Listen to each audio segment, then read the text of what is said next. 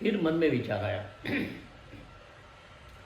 कि श्री माता जी, महाराष्ट्र में तो इतने सारे प्रोग्राम चलते हैं, लोग मिलते हैं, हम लोग एंजॉय करते हैं, लेकिन गुजरात में आपका एक भी प्रोग्राम नहीं हुआ। क्या करें माता जी, कुछ हमें जाना चाहिए। अगर आप चाहती तो मुझे भेज दो। मेरे अंदर ये विचार आया। अभी विचार आया तो उसी दिन मेरे कंपनी में प्रॉब्लम शुरू हो गया कि कुछ प्रोडक्ट वो लोग बनाते थे और मैं टेस्टिंग करके उसको फेल करता था। 3 बार उन्हें रिपीट किया, मैंने फेल कर दिया।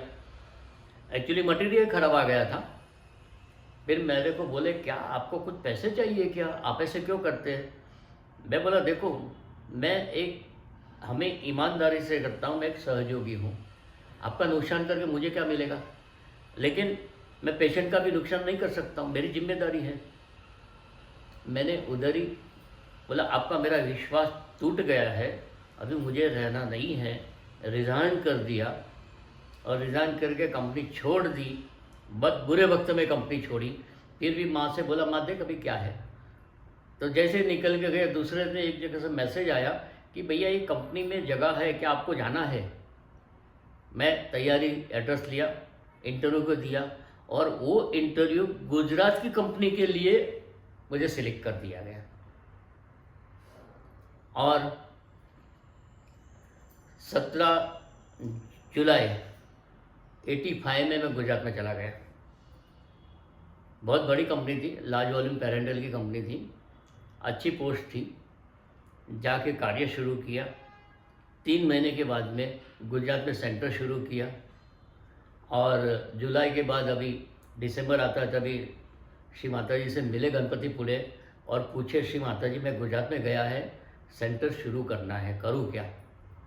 तो पहली बार श्री माता जी ने बोला कि क्या करोगे, उधर तो सब डॉलर के पीछे ही पड़े हैं। ठीक है श्री माता जी, जैसी इच्छा, लेकिन कोशिश तो करने दो। हाँ ठीक है, करो करो करो। शुरू किया।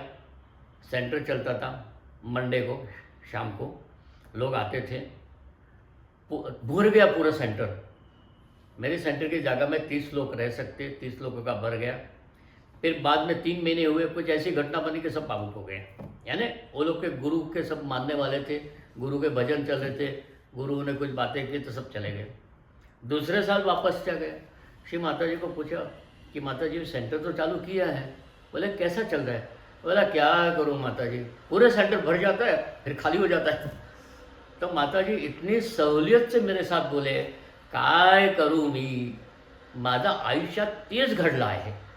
येता तर सगळ्या लाटाचा लाटा येत आहे आणि जाता तर कोण नाही।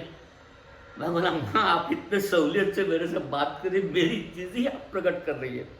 बोला ठीक है करा तुम्ही। मैं गया, शुरू किया।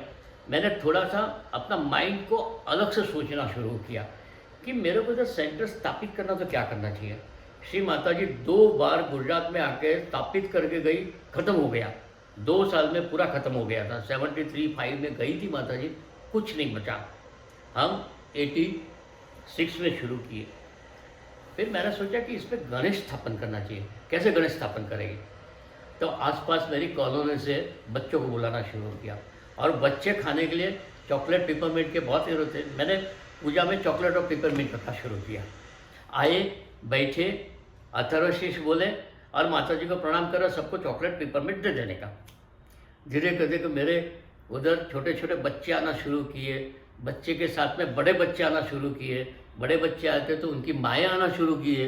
ऐसे करते सेट हो गया। जो बच्चे 6 सब्जेक्ट में फेल होते थे, वो बच्चे पूरे सब सब्जेक्ट में पास होना शुरू हो गए। तो उनके पिताजी भी आना शुरू हो गए। तो बच्चे आए, माँ आए, बाप आए और उनके दूसरे दोस्त लोग भी आना शुरू किए। वैसे करके करके मेरे सेंटर में 36 लोग आ गए। मैंने उनका फ़ोटो निकाला और श्री माता जी के साथ में गणपतिपुले में जाके पेश किया। माँ देखो, अभी आपने बोला था जाको करो, तो ये आ गए 36 लोग। देखो छोटे बच्चे, 2 साल के बच्चे से लेके 70 साल के बूढ़े तक सब आ गए। श्री माता जी ने जैसे ही फोटो लिया, मेरे हाथ से खींच लिया। अरे हो काय करून दिलं, किती छान माझ्यासाठी गिफ्ट आणली आहे. हे एवढे सोन्याचे सडे का मला काय करायचे, मी तर सगळं सोन्याची, माझीच सगळं सोनं आहे, या जगत माझं आहे. तुम्ही जे केलं हे अमूल्य गिफ्ट आहे माझे, करा, तुम्ही करा, बरोबर करा. फिर बाद में मैं तो उधर से निकल गए, पीछे कौन खड़े थे पता नहीं, लेकिन बोलते अहो बघितलं की आपण प्रोग्राम फेल झालेले त्यांनी करून दाखवलं. गुजरात में 2 बार फेल हो गए थे ना. तो उसके बाद में पॉजिटिव होते रहे और मेरे सेंटर में ऐसे ऐसे अनुभव आए, मुझे बहुत बड़े बड़े नेगेटिव फोर्सों के भी अनुभव हो गए, क्योंकि उसमें मेरी हिम्मत बढ़ी. हिम्मत बढ़ने से बहुत कार्य भी बढ़े. और जैसे जैसे मैं लड़ता था, परेशान होता था, और लड़ते लड़ते बोलते ना कि लड़ते लड़ते मजबूत होते, वैसे हो गया, कमांडो बन गया कि वो कार्य करने का, कहीं भी जाओ तो माता जी का कार्य का कोई डर नहीं, खुले दिल से करना शुरू करो. कई बार तो ऐसे ऐसे नेगेटिव आती थी कि दिन को उनको क्लियर किए हैं. मैं शुरुआत में करता था सब कुछ, ट्रीटमेंट करता था, सब कुछ करता था, क्योंकि नया था ना, लोगों को अट्रैक्ट करना पड़ता था. तो एक को इतनी भयंकर आ गई थी नेगेटिव कि आदमी जो बहुत बड़े बड़े बाल थे, भूतों जैसे कपड़े पहने थे, उनको क्लियर किए, एक एक चक्र क्लियर किए, ठीक हो गए.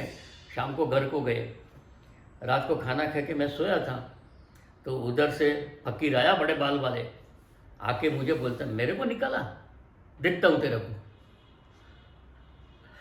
सीधा आया मेरे लेफ्ट साइड में, मेरे हाथ जलना शुरू हो गया. इतना जलता है, मिर्ची जैसा, आग लगाई वैसे जला. अभी क्या करूं. फिर श्री माता जी ओम तमेव साक्षात को आगे तो कुछ समझ में नहीं आता था. माँ देख, अभी माँ देख, ऐसे करते करते आधा घंटा फिर आया, तभी जलना बंद हो गया और शांति हुई. तो ऐसी ऐसी चीज़ें अनुभव की है जिससे बहुत सारा सीखने को मिला है. लोगों को भी बताते थे कि भी क्या करना है. तो ये चीज़ें सीखते सीखते खुद अकेले ही थे. उसके बाद 2 साल के बाद श्री माता जी का प्रोग्राम गुजरात में हुआ. पहले श्री माता जी बड़ौदा आई, फिर अहमदाबाद में आई. अहमदाबाद में बहुत बड़ा पब्लिक प्रोग्राम हो गया. उस पब्लिक प्रोग्राम में हमारा फैमिली और हमारे सेंटर के 16 लोग गए थे. श्री माता जी खुश हो गई थी. जब पहले हम बड़ौदा छोटे बच्चों को लोग मिलने गए, तो फेडरेशन हॉल में श्री माता जी लोगों को बताती थी कि भाई सहयोग में आने से कैसा होना चाहिए. और फिर उन्होंने हमारे सब बच्चों के कपाल बताए. देखो, आप जब भी कोई परमेश्वरी कार्य में जुड़ते हो या तो आपके सच्चे गुरु मिलते हैं, तो आपके कपाल पे देखो कितना प्रकाश है. तो ये आपकी एक प्रूफ है कि आपके अंदर कोई शक्ति कार्यान्वित हुई है, आप अच्छे मार्ग के चले.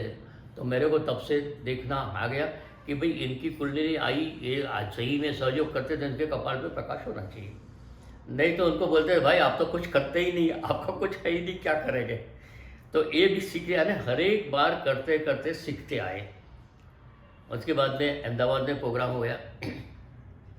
अहमदाबाद में प्रोग्राम होने के बाद में श्री माता जी जा रही थी, तो हम लोग सब लाइन में खड़े थे. जैसे श्री माता जी मेरे पास से पार हुई, एकदम खड़ी रहेगी, या इकड़े या.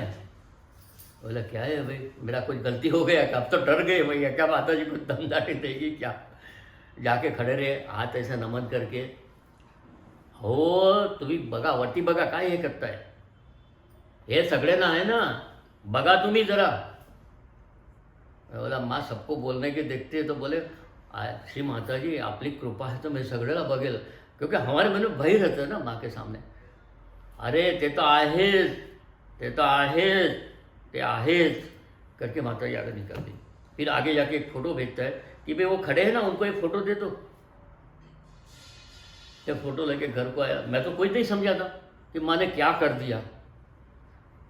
और तब से कुछ चेंजेस होना शुरू किए. मैं तो सीधा साधा था, कुछ समझता नहीं, सब ऐसे चलते रहता. वापस हमारी कंपनी बंद हो गई गुजरात की. 12 साल के बाद बम्बई आ गई. बम्बई आके अभी करना क्या है कि यहाँ के लोगों को तो मन इतने हार्ड हो गए थे हृदय कि सेंटर में जाए तो कोई बात ही नहीं करता है।